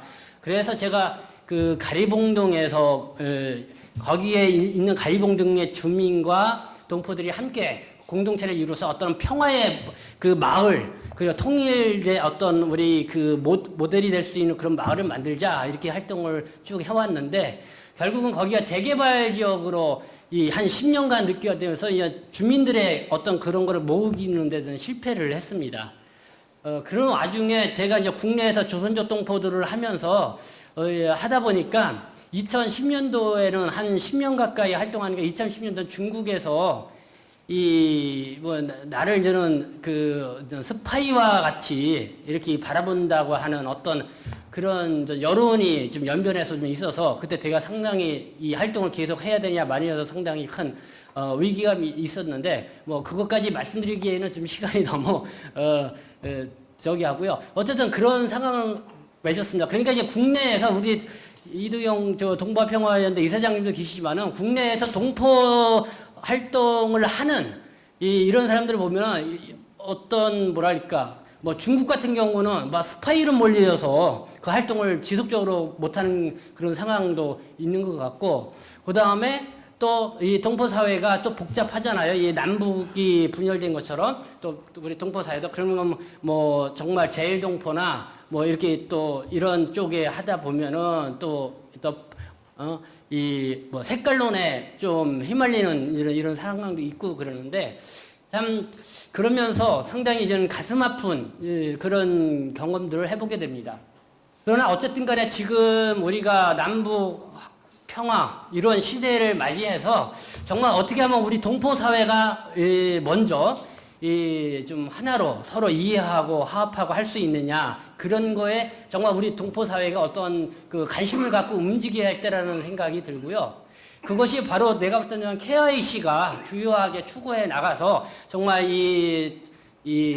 뭐 SNS를 통한 어떤 그런 정보 서로 그 네트워크를 통해서 그런 거를 좀 키워나가는 게 상당히 필요하다라는 그런 게 들고 또 하나는 한국 사회에서의 동포에 대한 인식입니다. 한국 사회에서 동포에 대한 인식. 아까 임채한 국장님 교수님께서 그 재외동포의 경제력이 한국 경제력의 25%를 차지한다 이렇게 말씀을 해주셨는데 사실 거의 내국에 있는 분들은 그거를 몰라요.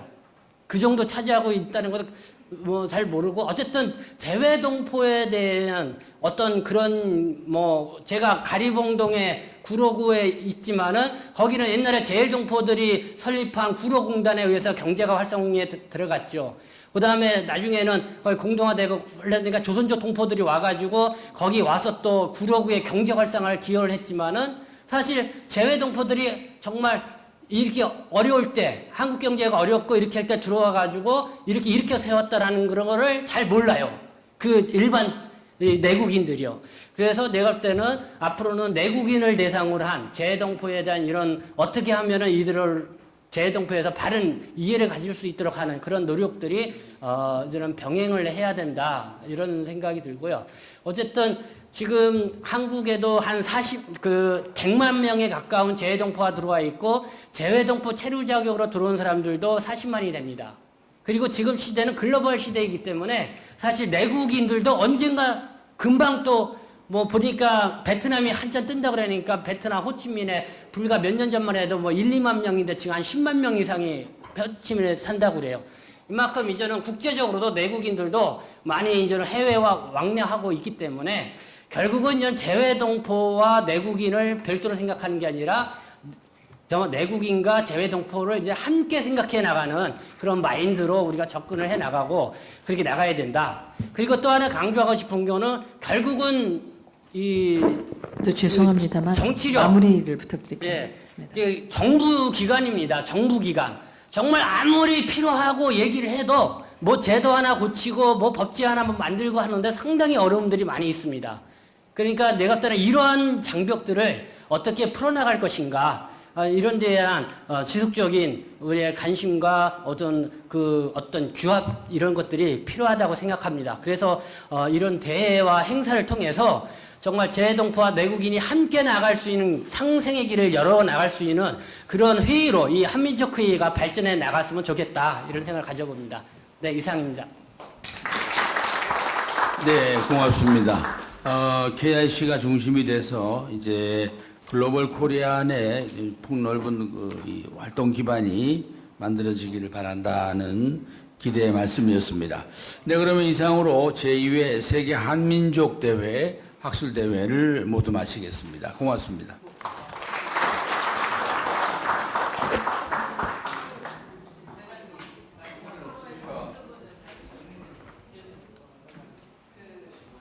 시간이 지금 그래서 내려가죠.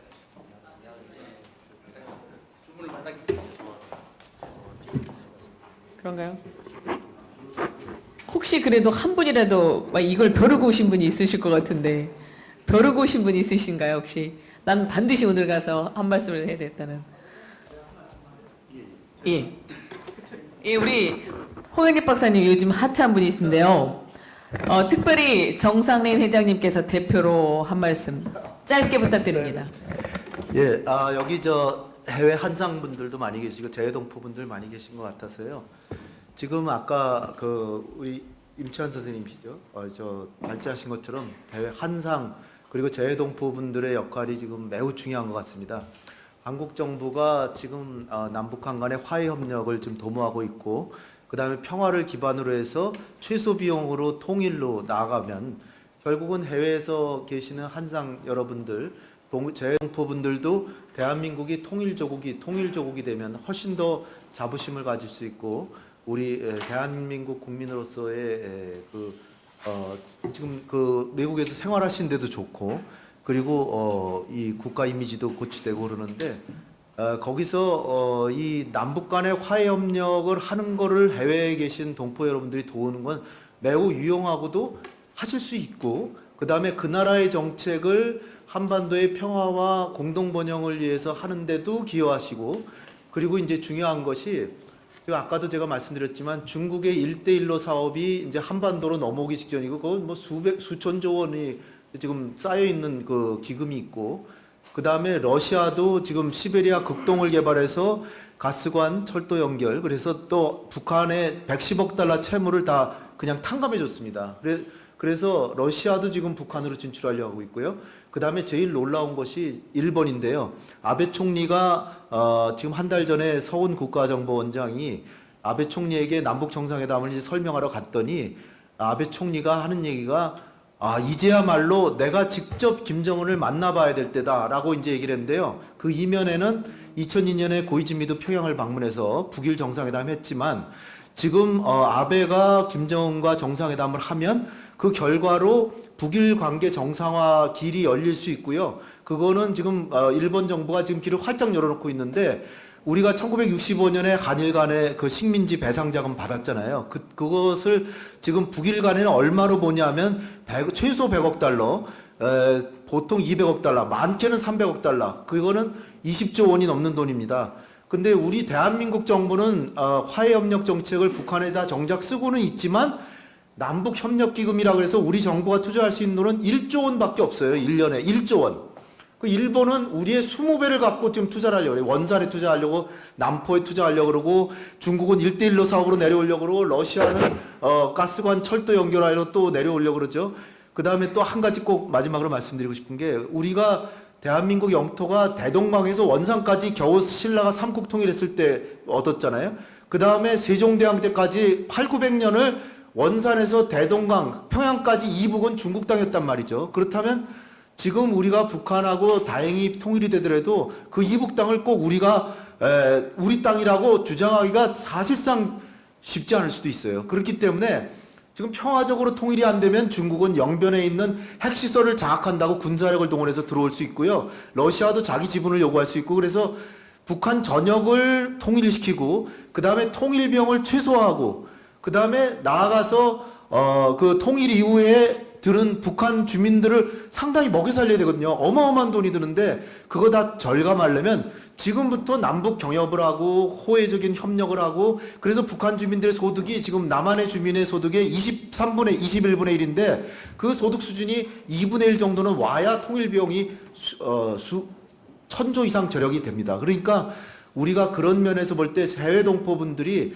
적극적으로 남북 간의 화해 협력하고 평화 통일의 분위기를 조성하는데 기회해 주시를 간절히 바라면서 제 말을 마치겠습니다. 감사합니다. 네, 감사합니다. 그 세 분의 발제자와 그리고 엄길청 원장님 멋진 자장을 해주셨고 사실은 그 정상래 회장님 통일비용 얘기하셨는데 그 얘기까지 하셨어요. 그래서 미진 아직 못 들으신 거는 브레이크 타임에 듣는 걸로 하고 지금 시간을 정확하게 맞추셨습니다. 딱 10분 동안 브레이크 타임입니다. 가시면 안 되고 그리고 이어서 개회식 총회를 하도록 하겠습니다. 10분 후에 감사합니다. 네, 다시 한번 큰 박수 부탁드리겠습니다. 네.